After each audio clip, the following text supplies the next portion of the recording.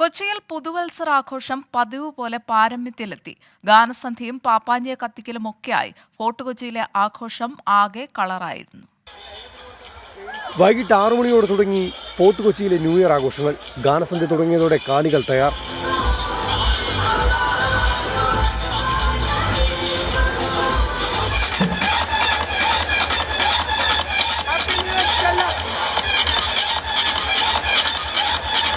രാത്രി 8 മണിയോടെ ഫോർട്ട് കൊച്ചി ആഘോഷങ്ങളുടെ പാരമ്യതയിലെത്തി. ഡിജെയും കരിമരുന്ന് വിസ്മയവും ന്യൂ ഇയർ ആഘോഷങ്ങൾ ഗംഭീരമാക്കി. കൃത്യം 12 മണിക്ക് പരേഡ് ഗ്രൗണ്ടിലെ പാപ്പാഞ്ഞിയെ അഗ്നിക്കിരയാക്കി.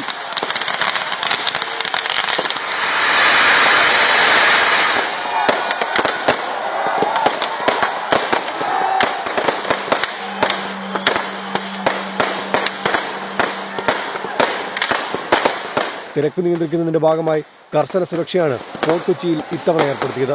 മുൻവർഷങ്ങളെ അപേക്ഷിച്ച് തിരക്ക് കുറവായിരുന്നെങ്കിലും ആഘോഷങ്ങൾക്ക് യാതൊരു കുറവുമുണ്ടായില്ല.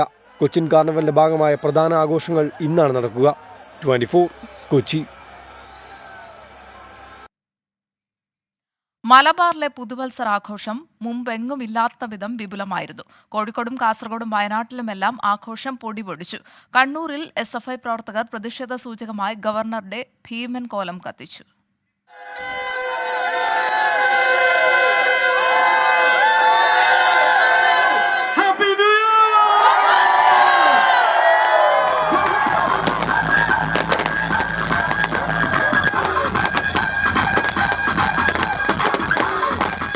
പുതുവർഷത്തെ വരവേൽക്കാൻ ജനങ്ങൾ വൈകുന്നേരം മുതൽ വിവിധ ഇടങ്ങളിലേക്ക് ഒഴുകിയെത്തി. കോഴിക്കോട് ബീച്ചിലും മാനാഞ്ചിറയിലും ജനം തിങ്ങി നിറഞ്ഞു. കോഴിക്കോട് ഗോകുലം ഗലേറിയ മാളിൽ ആഘോഷം പൊടിപൊടിച്ചു.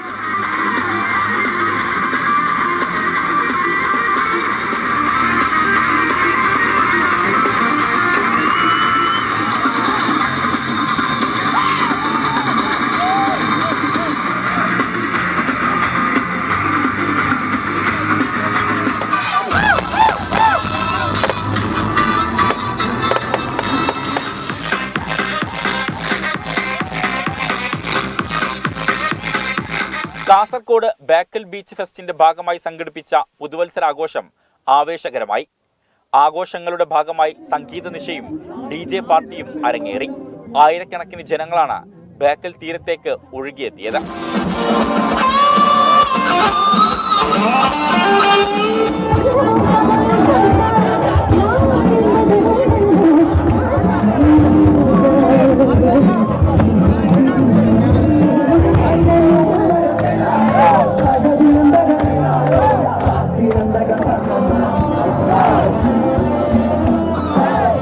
അതേസമയം കണ്ണൂരിൽ SFI പ്രവർത്തകർ പ്രതിഷേധ സൂചകമായി ഗവർണർ ആരിഫ് മുഹമ്മദ് ഖാന്റെ ഭീമൻ കോലം കത്തിച്ചു.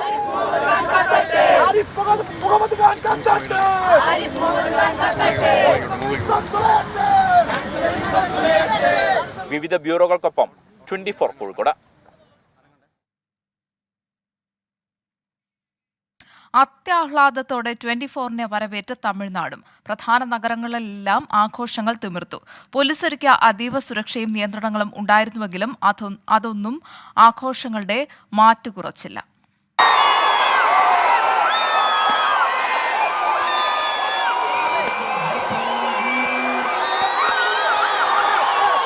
ഇതായിരുന്നു 24-ന് വരവേറ്റപ്പോൾ ചെന്നൈ മറീന ബീച്ചിലെ ആഹ്ലാദം. 2023-ലെ അനുഭവങ്ങൾ പാഠമാക്കി ദുരന്തങ്ങളെ മറന്ന് അങ്ങനെ പുതുവർഷത്തിലേക്ക്. മറീന, ബസന്ത് നഗർ, നീലങ്കര, തിരുവാൻമിയൂർ ബീച്ചുകൾ കേന്ദ്രീകരിച്ചായിരുന്നു പ്രധാനമായും ആഘോഷങ്ങൾ നടന്നത്.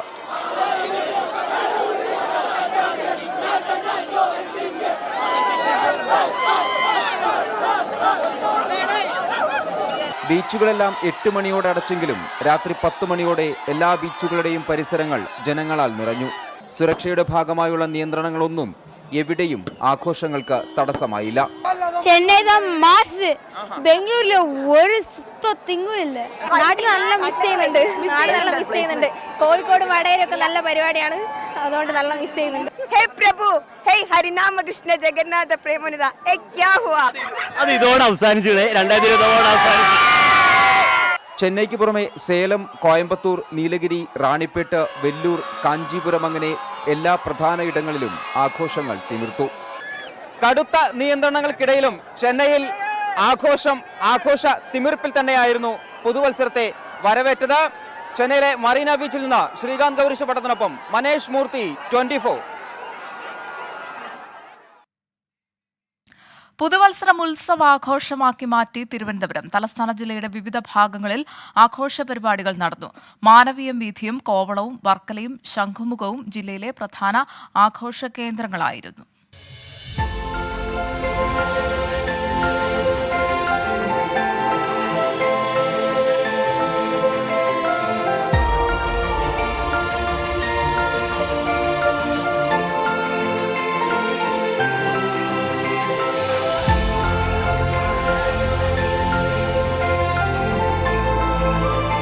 നിറങ്ങളാൽ മനോഹരമായിരുന്നു കനകക്കുന്ന്. വൈദ്യുതാലങ്കാരങ്ങളും വിസ്മയക്കാഴ്ചകളും കാണാൻ ഒഴുകിയെത്തിയത് ആയിരങ്ങൾ. കാഴ്ചക്കാരെ കാത്ത് ഗാനവിസ്മയവും.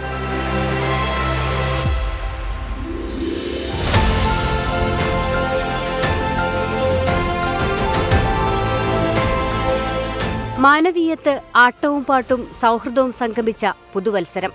പരസ്പരം അറിയാത്തവർ പോലും ഒന്നിച്ച് പാട്ടുപാടി ആഘോഷിച്ചു.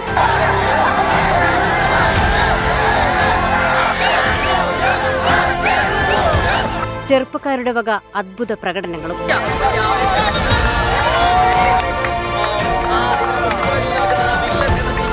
കോവളം ബീച്ചിൽ ടൂറിസം വകുപ്പിന്റെ നേതൃത്വത്തിലായിരുന്നു ആഘോഷ പരിപാടികൾ.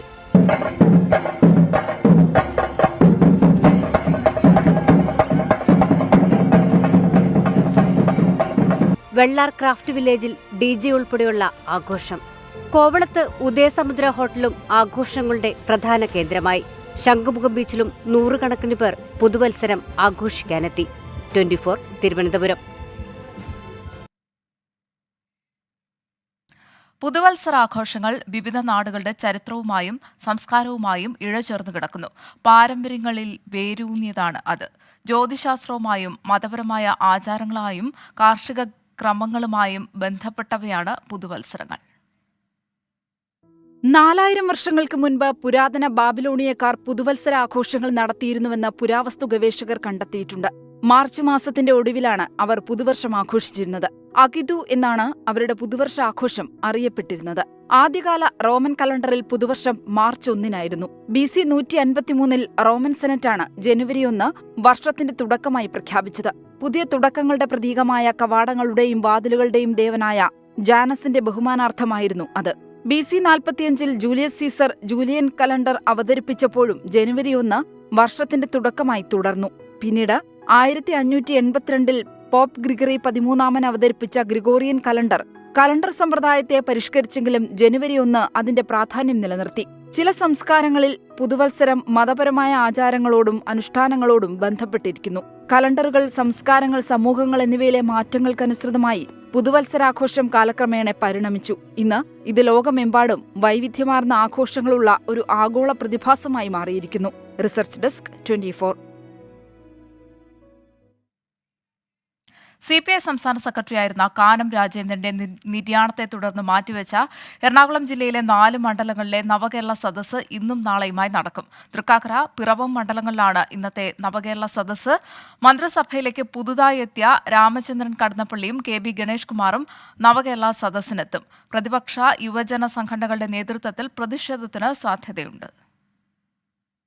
നവകേരള സദസ്സിന്റെ ഔദ്യോഗിക സമാപനം കഴിഞ്ഞതിനാൽ പ്രഭാതയോഗങ്ങൾ ഉൾപ്പെടെയുള്ള ചടങ്ങുകൾ ഒഴിവാക്കിയാണ് എറണാകുളം ജില്ലയിലെ 4 മണ്ഡലങ്ങളിലെ നവകേരള സദസ്സ് നടക്കുക. പൊതുയോഗങ്ങളിലേക്കാകും മുഖ്യമന്ത്രി, മന്ത്രിമാരും നേരിട്ടെത്തുക. ഇന്ന് ഉച്ചകഴിഞ്ഞ് 3 മണിക്ക് തൃക്കാക്കര മണ്ഡലത്തിലെ സദസ്സ് കാക്കനാട് പോലീസ് പരേഡ് ഗ്രൗണ്ടിൽ നടക്കും. വൈകിട്ട് 5 മണിക്കാണ് പിറവം മണ്ഡലത്തിലെ നവകേരള സദസ്സ്. ഗവർണർ, കേന്ദ്ര സർക്കാർ നിലപാടുകൾക്കെതിരെ വിമർശനമാകും മുഖ്യമന്ത്രി, മന്ത്രിമാരും ഉന്നയിക്കുക. നവകേരള സദസ്സിൽ ലഭിച്ച പരാതികളിൽ പരിഹാരമുണ്ടായിട്ടില്ലെന്ന പ്രതിപക്ഷ ആരോപണങ്ങൾക്കും മുഖ്യമന്ത്രി മറുപടി നൽകിയേക്കും. പ്രതിപക്ഷ യുവജന സംഘടനകളുടെ നേതൃത്വത്തിൽ പ്രതിഷേധവുമുണ്ടാകും. അടിച്ചാൽ തിരിച്ചടിക്കുമെന്നാണ് പ്രതിപക്ഷ നേതാവിന്റെ ആഹ്വാനം. തൃക്കാക്കരയിലെ നവകേരള സദസ്സ് വേദിക്ക് ബോംബ് ഭീഷണിയുണ്ടായതോടെ പോലീസ് സുരക്ഷയും വർദ്ധിപ്പിച്ചിട്ടുണ്ട്. 24 കൊച്ചി. സർക്കാരിനെതിരെ കൂടുതൽ സമരത്തിനൊരുങ്ങുന്ന കേരളത്തിലെ കോൺഗ്രസിനെ പ്രതിരോധത്തിലാക്കി പാർട്ടിയിലെ അനൈക്യം. കോൺഗ്രസിനുള്ളിലെ പടലപ്പിണക്കം മറനീക്കി പുറത്തുവന്നത് പല വിവാദങ്ങൾക്കും വഴിവെക്കും. KPCC അധ്യക്ഷൻ കെ സുധാകരനും BM സുധീരനുമായാണ് പരസ്യ വാക്പോര്. നിലവിലെ കോൺഗ്രസ് നേതൃത്വം പരാജയമെന്നാണ് VM സുധീരന്റെ ആരോപണം. സുധീരനെതിരെ കോൺഗ്രസിനുള്ളിൽ തന്നെ നീക്കങ്ങൾ ആരംഭിച്ചു. എന്നാൽ സുധീരനെ പിന്തുണച്ച് കോൺഗ്രസിനുള്ളിൽ നിന്ന് കൂടുതൽ നേതാക്കൾ എത്തിയാൽ പാർട്ടി വലിയ പ്രതിരോധത്തിലേക്ക് പോകും. ഈ വിഷയത്തിൽ പരസ്യ പ്രതികരണം വേണ്ട എന്നാണ് പാർട്ടിയുടെ നിലപാട്.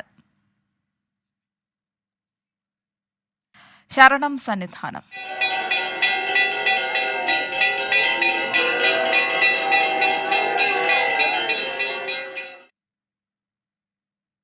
അവധി ദിവസമായ ഇന്നലെയും ശബരിമലയിൽ തീർത്ഥാടകരുടെ വലിയ തിരക്കാണ് അനുഭവപ്പെട്ടത്. 90,792 ഭക്തരാണ് ഇന്നലെ 18-ാം പടി ചവിട്ടിയത്. തീർത്ഥാടകരുടെ തിരക്ക് മരക്കൂട്ടം വരെ നീണ്ടു. ഇന്നും തിരക്കുണ്ടാകും എന്നാണ് കണക്കുകൂട്ടൽ. അതേസമയം ഇന്നലെ സന്നിധാനത്ത് പുതുവത്സര ആഘോഷങ്ങൾ ഉണ്ടായി. റവന്യൂ വകുപ്പ്, പോലീസ്, ഡിസാസ്റ്റർ മാനേജ്മെന്റ് എന്നിവരുടെ നേതൃത്വത്തിൽ 18-ാം പടിക്ക് മുന്നിൽ കർപ്പൂരം കത്തിച്ച് പുതുവർഷത്തെ വരവേറ്റു. വിവരങ്ങളുമായി സന്നിധാനത്ത് നിന്ന് അരുൺ പാറയ്ക്കൽ ചേരുകയാണ്. അരുൺ, ശബരിമല സന്നിധാനത്തെ പുതുവത്സര ആഘോഷങ്ങൾ ഏതു തരത്തിലായിരുന്നു? തിരക്ക് ഏതു തരത്തിലാണ്? പുതുവത്സര ദിനമായ ഇന്നും ശബരിമലയിൽ വലിയ തിരക്കാണ് അനുഭവപ്പെട്ടുകൊണ്ടിരിക്കുന്നത്. നമുക്ക് ആ ദൃശ്യങ്ങളിൽ കാണാവുന്ന പോലെ വലിയ രീതിയിലുള്ള തിരക്ക് ഇന്ന് പുലർച്ചെ മുതൽ തന്നെ ഉണ്ടാവുന്നു എന്നുള്ളതാണ്. വിവിധ സംസ്ഥാനങ്ങളിൽ നിന്നുൾപ്പെടെ അയ്യപ്പ ഭക്തർ ഇവിടേക്ക് എത്തിച്ചേരുന്നു. ഇന്നലെ മാത്രം 90,792 അയ്യപ്പ ഭക്തർ ഇവിടേക്ക് എത്തിച്ചേർന്നു. ഇന്നത്തെ കണക്ക് പ്രകാരം പോലീസ് പറയുന്നത് സന്നിധാനത്ത് 18-ാം പടി വഴി 4,300ഓളം അയ്യപ്പ ഭക്തരെയാണ് ഒരു മണിക്കൂറിനുള്ളിൽ അകത്തേക്ക് സന്നിധാനത്തേക്ക് കയറ്റി വിടുന്നത് എന്ന് പോലീസ് അറിയിച്ചിട്ടുണ്ട്. മാത്രമല്ല 36 കേന്ദ്രങ്ങളിൽ കുടിവെള്ളവും ഉൾപ്പെടെയുള്ള കാര്യങ്ങളുമായിട്ട് ഭക്തർക്ക് സഹായവുമായിട്ട് പോലീസും സന്നദ്ധ സംഘടനകളും ഒക്കെ രംഗത്തുണ്ട്.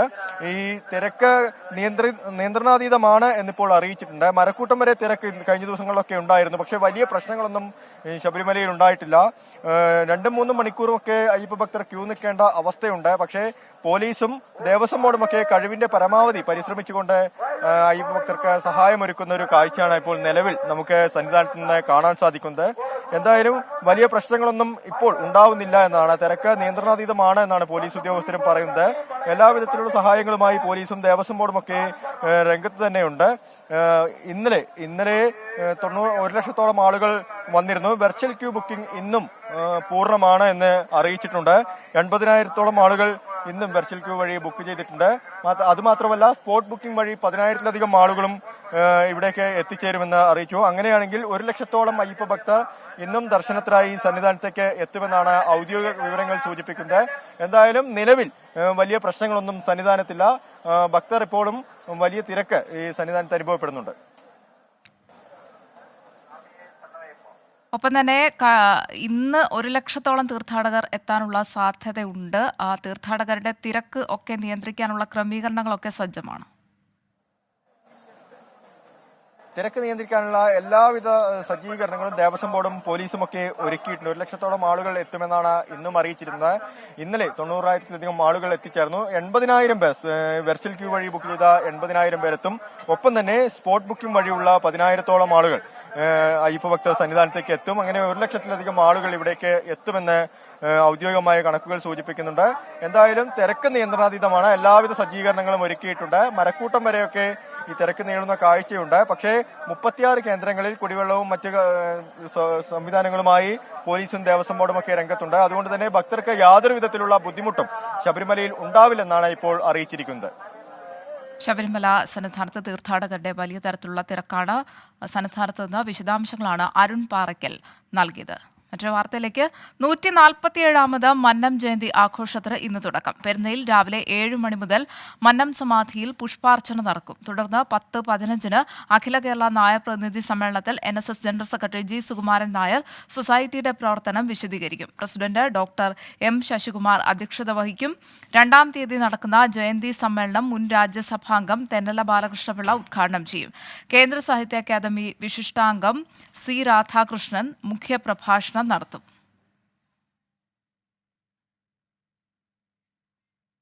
പുതുവർഷാരംഭത്തിൽ തന്നെ ബഹിരാകാശത്ത് മറ്റൊരു ചരിത്രം കുറിക്കാനൊരുങ്ങി ISRO. എക്സ്റേ സ്രോതസ്സുകളെക്കുറിച്ച് പഠിക്കുന്ന എക്സ്പോസാറ്റ് കേരളത്തിലെ വിദ്യാർത്ഥിനികൾ നിർമ്മിച്ച വിസാറ്റ് മറ്റ് 9 ചെറു പേലോഡുകൾ എന്നിവയാണ് ഇന്ന് വിക്ഷേപിക്കുന്നത്. ശ്രീഹരിക്കോട്ടയിലെ സതീഷ് ധവാൻ സ്പേസ് സെന്ററിലെ 1ാം വിക്ഷേപണ തറയിൽ നിന്ന് രാവിലെ 9:10 വിക്ഷേപണം. ISROയുടെ വിശ്വസ്ത പര്യവേക്ഷണ വാഹനമായ PSLV-യാണ് വിക്ഷേപണത്തിനായി ഒരുക്കിയിട്ടുള്ളത്. PSLV-യുടെ 60ാം വിക്ഷേപണമാണ് ഇത്. യുദ്ധഭൂമിയിൽ നിന്ന് ആയിരക്കണക്കിന് സൈനികരെ പിൻവലിക്കാനൊരുങ്ങി ഇസ്രായേൽ. ഭാവിയിലെ യുദ്ധങ്ങൾക്ക് കരുത്ത് നൽകാനാണ് നീക്കമെന്ന് ഇസ്രായേൽ പ്രതിരോധ സേന അറിയിച്ചു. മധ്യ ഗസയിലും ഖാൻ യൂനിസിലും ഇസ്രായേൽ ആക്രമണം രൂക്ഷമായി തുടരുകയാണ്. 24 മണിക്കൂറിനിടെ 100 പേരാണ് ഗസയിൽ കൊല്ലപ്പെട്ടത്. പലസ്തീനികൾ ഗസ വിട്ടുപോകണമെന്ന് ഇസ്രായേൽ ധനമന്ത്രി ബെസാലേൽ സ്ട്രോമോവിച്ച് പറഞ്ഞു. അതിനിടെ ചെങ്കടലിൽ ചരക്കുകപ്പൽ റാഞ്ചാൻ യമനിലെ ഹൂതികൾ നടത്തിയ ശ്രമം US നാവികസേന പരാജയപ്പെടുത്തി. സിംഗപ്പൂർ രജിസ്ട്രേഷനിലുള്ളതും ഡെൻമാർക്കിലെ സ്വകാര്യ കമ്പനിയുടെ ഉടമസ്ഥതയിലുള്ളതുമായ മയേഴ്സ് എന്ന കണ്ടെയ്നറിന് നേരെയായിരുന്നു ആക്രമണം. കരിപ്പൂർ വിമാനത്താവളത്തിൽ കഴിഞ്ഞ വർഷം പിടികൂടിയത് 191 കോടി രൂപയുടെ സ്വർണം. പോലീസും കസ്റ്റംസും ചേർന്നാണ് അനധികൃതമായി കടത്താൻ ശ്രമിച്ച സ്വർണം പിടികൂടിയത്. മുൻ വർഷത്തെ അപേക്ഷിച്ച് വലിയ വർധനവാണ് ഉണ്ടായത്.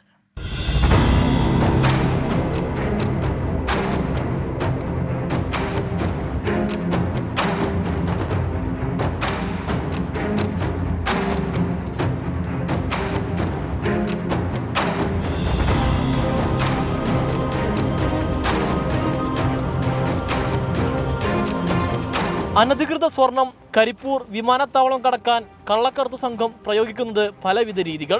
ശരീരത്തിൽ ഒളിപ്പിച്ചു കടത്തുന്നതാണ് പതിവ് രീതി.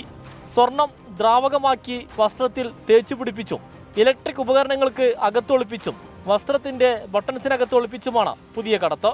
2023 416 കേസുകളിലായി 303 കിലോ സ്വർണമാണ് കരിപ്പൂരിൽ പിടികൂടിയത്. ഇവയുടെ മൂല്യം 191 കോടി രൂപ. ഇവയിൽ 19 കോടി 22 ലക്ഷം രൂപയുടെ സ്വർണം പിടികൂടിയത് പോലീസാണ്. കസ്റ്റംസിനെ വെട്ടിച്ചു കടത്തുന്ന സ്വർണമാണ് വിമാനത്താവളത്തിന് പുറത്ത് പോലീസ് പിടികൂടുന്നത്. സ്വർണം 40 കേസുകൾ പിടിച്ചിട്ടുണ്ട്. സ്വർണ്ണത്തിന് 40 തവണ പിടിച്ചതിൽ ഏകദേശം 33 കിലോഗ്രാം ഗോൾഡാണ് പിടിച്ചിരിക്കുന്നത്. ഇത് വാല്യൂ പറയുകയാണെങ്കിൽ ഒരു 19 കോടി 22 ലക്ഷത്തി രൂപയുടെ സ്വർണം പിടിച്ചിട്ടുണ്ട്. പിടിച്ച കണക്കുകളാണ് ഇവ. പിടികൂടാൻ കഴിയാതെ പോകുന്ന കോടികളുടെ കണക്ക് വേറെയും ഉണ്ടാകും. ഉദ്യോഗസ്ഥ ഒത്താശയോടെ കരിപ്പൂർ വഴി സ്വർണം കടക്കുന്നു. അതിന് തെളിവാണ് സ്വർണ്ണക്കടത്തിന് കൂട്ടുനിന്നതിന് CISF കമാൻഡന്റ് സസ്പെൻഷനിലായത്. സമീർ ബിൻ കരീം, 24 മലപ്പുറം. പൊതു തെരഞ്ഞെടുപ്പ് ഒരുക്കങ്ങൾ വേഗത്തിലാക്കാൻ തെരഞ്ഞെടുപ്പ് കമ്മീഷൻ. മാർച്ച് 2ാം വാരം തെരഞ്ഞെടുപ്പ് പ്രഖ്യാപനം ഉണ്ടാകും. അർദ്ധസൈനിക മേധാവികളുമായി ഈ ആഴ്ചയാണ് ചർച്ച. കൂടുതൽ വിവരങ്ങളുമായി R രാധാകൃഷ്ണൻ ഡൽഹിയിൽ നിന്ന് ചേരുകയാണ്. RK, മാർച്ച് 2ാം വാരം തന്നെ തെരഞ്ഞെടുപ്പ് പ്രഖ്യാപനം ഉണ്ടാകും എന്ന് പ്രതീക്ഷിക്കാം അല്ലേ? ഗോപിക, തീർച്ചയായിട്ടും മാർച്ച് 2ാം വാരത്തിന് മുൻപ് തെരഞ്ഞെടുപ്പ് പ്രഖ്യാപനം ഉണ്ടാകുമെന്നാണ് ഇപ്പോൾ അറിയാൻ സാധിക്കുന്നത്. ഇതിന് മുന്നോടിയായിട്ടുള്ള ഒരുക്കങ്ങൾ തെരഞ്ഞെടുപ്പ് കമ്മീഷൻ ഇപ്പോൾ പൂർത്തിയാക്കി വരികയാണ്. അതിൽ ഏറ്റവും പ്രധാനപ്പെട്ടതാണ് ഈ സുരക്ഷാ ക്രമീകരണങ്ങൾ വിലയിരുത്തുക. എന്നാൽ മാത്രമേ എത്ര ഘട്ടങ്ങളായി എന്നത് സംബന്ധിച്ചിട്ടുള്ള ഒരു തീരുമാനം കൈക്കൊള്ളാനായിട്ട് സാധിക്കൂ. കഴിഞ്ഞ തവണ 7 ഘട്ടങ്ങളിലായിട്ടാണ് പൊതു തെരഞ്ഞെടുപ്പ് നടത്തിയത്. അതേ മാതൃകയിൽ നടത്തണം എന്ന ഒരു താല്പര്യമാണ് തെരഞ്ഞെടുപ്പ് കമ്മീഷന് ഉള്ളത്. പക്ഷേ കൂടുതൽ ഘട്ടങ്ങളിലായിട്ട് നടത്തണം എന്ന അഭിപ്രായം ചില അർദ്ധസൈനിക വിഭാഗങ്ങൾക്കുണ്ട്. കാരണം ഈ സൈനികരുടെ വിന്യാസം അടക്കം കൂടുതൽ ഈ ജമ്മുകാശ്മീർ അടക്കമുള്ള സ്ഥലങ്ങളിൽ ഇപ്പോൾ ഉണ്ടായിരിക്കുന്ന ഒരു പശ്ചാത്തലത്തിൽ കൂടുതൽ ഘട്ടങ്ങളിലായിട്ട് നടത്തി കഴിഞ്ഞാൽ അവർക്ക് കുറച്ച് ആശ്വാസം അതുവഴി ലഭിക്കാനായിട്ടുള്ള സാഹചര്യം ഉണ്ടാകും. ഇത് അടക്കമുള്ളവ ഈ യോഗങ്ങളിൽ ചർച്ച ചെയ്യും. ഈ ആഴ്ച തന്നെ ഈ യോഗം പൂർത്തിയാകും. അതിനുശേഷം തെരഞ്ഞെടുപ്പ് കമ്മീഷണർമാർ എല്ലാ സംസ്ഥാനങ്ങളും സന്ദർശിക്കും. സന്ദർശനം ഫെബ്രുവരിയോടുകൂടി പൂർത്തിയാകും. അതിനുശേഷമായിരിക്കും തീയതി സംബന്ധിച്ച ചർച്ചകളിലേക്ക് കടക്കുക. മാർച്ച് 2ാമത്തെ ആഴ്ച തന്നെ ഈ പ്രഖ്യാപനം നടത്തുമെന്നാണ് ഇപ്പോൾ നമുക്കറിയാൻ സാധിക്കുന്നത്. ഏപ്രിൽ മാസത്തിൽ തെരഞ്ഞെടുപ്പ് വോട്ടെടുപ്പ് ആരംഭിച്ച് മെയ് മാസത്തിൽ പൂർത്തിയാകുന്ന വിധത്തിൽ ആണ് ഇപ്പോൾ തെരഞ്ഞെടുപ്പ് കമ്മീഷൻ അതുമായി ബന്ധപ്പെട്ടിട്ടുള്ള നടപടികൾ മുന്നോട്ട് നീക്കുന്നത്. ഗോപിക. പൊതു തെരഞ്ഞെടുപ്പിന്റെ ഒരുക്കങ്ങൾ വേഗത്തിലാക്കുകയാണ് തെരഞ്ഞെടുപ്പ് കമ്മീഷൻ. മാർച്ച് 2 വാരം തന്നെ തെരഞ്ഞെടുപ്പ് പ്രഖ്യാപനം ഉണ്ടാകുമെന്നാണ് പ്രതീക്ഷ. വിവരങ്ങളാണ് ഡൽഹിയിൽ നിന്ന് ആർ രാധാകൃഷ്ണൻ നൽകിയത്. അയോധ്യ രാമക്ഷേത്ര പ്രതിഷ്ഠയുടെ ഭാഗമായി രാജ്യത്താകെ ഇന്നു മുതൽ പ്രചാരണ പരിപാടികൾക്ക് തുടക്കം. 10 കോടി വീടുകളിൽ ഉദ്ഘാടന സന്ദേശം എത്തിക്കുകയാണ് ലക്ഷ്യം. കേരളത്തിൽ 50 ലക്ഷം വീടുകളിൽ ലഘുലേഖ എത്തിക്കും. വിവരങ്ങളുമായി ഡൽഹിയിൽ നിന്ന് ആർ രാധാകൃഷ്ണൻ വീണ്ടും ചേരുകയാണ്. ആർക്കെ, എന്തൊക്കെയാണ് വിവരങ്ങൾ? അയോധ്യയിലെ താൽക്കാലിക ക്ഷേത്രത്തിൽ പൂജിച്ച അക്ഷതം രാജ്യത്തെ എല്ലാ വീടുകളിലും എത്തിച്ചാണ് ഈ പ്രചരണ പരിപാടികൾ ഊർജിതമാക്കാനായിട്ട് ഇപ്പോൾ തീരുമാനിച്ചിരിക്കുന്നത്. പ്രാണപ്രതിഷ്ഠാ ചടങ്ങിന്റെ ഭാഗമാകാൻ ഈ വിശ്വാസികളെ ക്ഷണിക്കുന്നതിന്റെ ഭാഗമായിട്ടാണ് ഇങ്ങനെയുള്ള ഈ പ്രചരണ പരിപാടി. 10 കോടി വീടുകളിലെങ്കിലും ഈ രാമക്ഷേത്ര ഉദ്ഘാടനത്തിന്റെ സന്ദേശം കൈമാറുകയാണ് തങ്ങളുടെ ലക്ഷ്യമെന്ന് ശ്രീരാമ ജന്മഭൂമി തീർത്ഥക്ഷേത്ര ട്രസ്റ്റ് വ്യക്തമാക്കുന്നു. കേരളത്തിലെ 50 ലക്ഷം വീടുകളിലാണ് ഈ അക്ഷതവും ലഘുലേഖയും എത്തിക്കുന്നത്. ജനുവരി 15 വരെയാണ് ഈ പ്രചരണ പരിപാടികൾ നീളുക.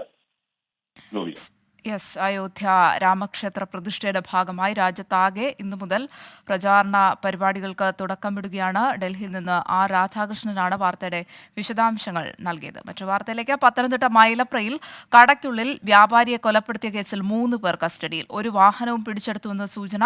ചോദ്യം ചെയ്യൽ തുടരുകയാണ്. കൊച്ചിയിൽ നിന്ന് ശ്രീജിത്ത് ശ്രീകുമാരൻ ചേരുകയാണ് വിവരങ്ങളുമായി. ശ്രീജിത്ത്, എന്താണ് ഈ സംഭവം? അതായത് കഴിഞ്ഞ ദിവസം വൈകുന്നേരത്തോടു കൂടിയാണ് ഒരു വയോധികനായ ജോർജ് ഉണ്ണുണ്ണി എന്നയാളെ സ്വന്തം കടയ്ക്കുള്ളിൽ മൈലപ്രയിൽ വെച്ച് പുതുവേലി സ്റ്റോഴ്സ് എന്നാണ് കടയുടെ പേര് കെട്ടിയിട്ട് കൊലപ്പെടുത്തിയ നിലയിൽ കണ്ടെത്തിയത്. എന്തായാലും കേസിൽ യാതൊരു തുമ്പും കഴിഞ്ഞ ദിവസം വരെ ലഭിച്ചിരുന്നില്ല. CCTV അടക്കം ഹാർഡ് ഡിസ്ക് അടക്കം ഊരിയെടുത്തുകൊണ്ടായിരുന്നു ഈ മോഷ്ടാക്കൾ പോയത്. മോഷണമായിരുന്നു ഇത്തരത്തിൽ ഒരു മോട്ടീവ് എന്നായിരുന്നു പോലീസിന്റെ ഒരു സംശയം. എന്തായാലും അവർ പോയത് ഇത്തരത്തിൽ CCTVയുടെ ഹാർഡ് ഡിസ്ക് അടക്കം എടുത്തു മാറ്റിക്കൊണ്ടായിരുന്നു. എന്തായാലും ഇപ്പോൾ 47ഓളം CCTV ദൃശ്യങ്ങൾ തൊട്ടടുത്തും അതുപോലെ തന്നെ വാഹനങ്ങളിലെയും ഒക്കെ തന്നെ പരിശോധിച്ചതിൽ നിന്നാണ് 3 പേർ സംശയാസ്പദമായ പ്രദേശത്ത് ഉണ്ടായിരുന്നുവെന്നും അവരെ കസ്റ്റഡിയിലെടുത്ത് ചോദ്യം ചെയ്യുന്നുവെന്നും ഉള്ള വിവരങ്ങൾ ലഭിക്കുന്നു. ഇവരെ എടുത്തുകാരാണെന്നോ മറ്റു വിവരങ്ങളോ ഇതുവരെ ലഭ്യമല്ല. ഇവരുടെ വാഹനവും പിടിച്ചെടുത്തിട്ടുണ്ട്. എന്തിനാണ് ഇവർ ഈ 2:45 ശേഷം ഈ പ്രദേശത്തേക്ക് എത്തിയത് എന്നതിനെ കുറിച്ച് ചോദ്യങ്ങൾ ചോദിച്ചുകൊണ്ടിരിക്കുന്നു എന്ന് ഈ ഒരു ഘട്ടത്തിൽ പോലീസ് പറയുന്നുണ്ട്. പക്ഷേ പ്രതികളെന്ന സംശയം മാത്രമേ ഉള്ളൂ. പ്രതികളൊന്നും ഉറപ്പിക്കാറായിട്ടില്ല എന്നും പോലീസ് പറയുന്നുണ്ട്. എന്തായാലും ഏതാണ്ട് ഒരു 8 മണിയോടുകൂടി ഇക്കാര്യത്തിൽ ഒരു വ്യക്തത വരുത്താനാകുമെന്ന് തന്നെയാണ് പോലീസ് പ്രതീക്ഷിക്കുന്നത്. ഇന്നലെ രാത്രിയാണ് മൈലപ്രയിൽ കടയ്ക്കുള്ളിൽ വ്യാപാരിയെ കൊലപ്പെടുത്തിയ കേസിൽ 3 പേർ കസ്റ്റഡിയിലുണ്ട്. ഇവർ പ്രതികൾ എന്ന് സംശയിക്കുന്നതായും പോലീസ് അറിയിക്കുന്നു. ശ്രീജിത്ത് ശ്രീകുമാരൻ പത്തനംതിട്ടയിൽ നിന്നാണ് വിവരങ്ങൾ നൽകിയത്. മറ്റു വാർത്തയിലേക്ക്. ഇംഗ്ലീഷ് പ്രീമിയർ ലീഗിൽ തുടർച്ചയായ 2ാം മത്സരത്തിലും ആഴ്സണലിന് തോൽവി. ഫുൾഹാമിനെ 1-2 ഗോളുകൾക്കാണ് ഗണ്ണേഴ്സ് പരാജയപ്പെടുത്തിയത്. ബക്കായോ സാക്കയിലൂടെ ലീഡ് നേടിയിട്ടും ഫുൾഹാമിനെതിരെ ആഴ്സണൽ തോൽവി വഴങ്ങുകയായിരുന്നു. തോൽവിയോടെ ആഴ്സണൽ 4ാം സ്ഥാനത്തേക്ക് പിന്തള്ളപ്പെട്ടു. ഇന്നലെ നടന്ന മറ്റൊരു മത്സരത്തിൽ ടോട്ടൻഹാം ബേൺമൌത്തിനെ തോൽപ്പിച്ചു. പോയിന്റ് പട്ടികയിൽ 1ാം സ്ഥാനത്തുള്ള ലിവർപൂൾ ഇന്ന് ന്യൂകാസിൽ യുണൈറ്റഡിനെ നേരിടും. സ്കൂൾ കലോത്സവത്തിന് അരങ്ങുണരുന്നു.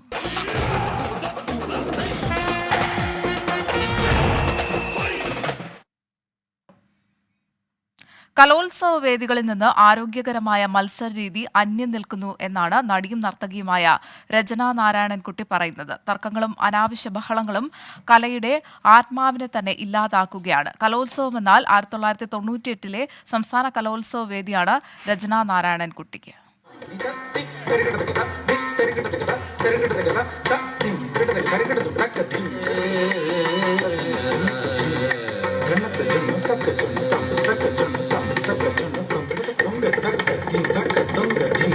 ശ്രീനന്ദനാദി 1998 ആ കലോത്സവ വേദിക്ക് എന്താണ് പ്രത്യേകത?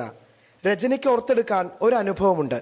10ാം ക്ലാസ്സിൽ പഠിക്കുന്ന സമയത്ത് ഞാൻ തിരുവനന്തപുരത്തായിരുന്നു അന്ന് സ്റ്റേറ്റ് യൂത്ത് ഫെസ്റ്റിവൽ നടന്നിരുന്നത്.